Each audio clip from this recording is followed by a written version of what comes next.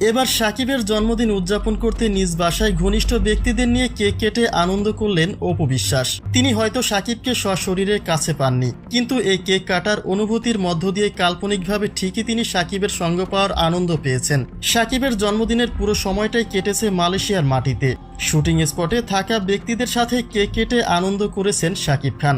আর তাই দেশের মাটিতে সাকিবের অনুপস্থিতিতে কেক কেটে সবটা উদযাপন করেছেন অপু বিশ্বাস।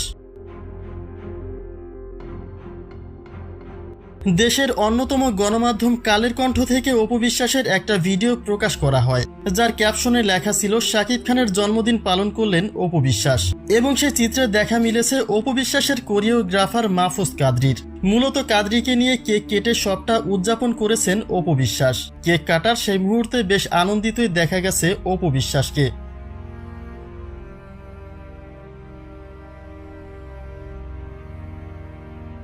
তবে অপু বিশ্বাসের এই চিত্রকে কেন্দ্র করেও নানান সমালোচনার জন্ম নিয়েছে। প্লাবনী নামের এক ব্যক্তি প্রশ্ন করেছেন, জন্মদিন যেহেতু সাকিবের, তবে কি অপু বিশ্বাসের পাশে থাকা কালো পাঞ্জাবি পরা ব্যক্তিটি সাকিব? তানিয়া আক্তার লিখেছেন, ডান পাশের ব্যক্তিটি সাকিব খান টু।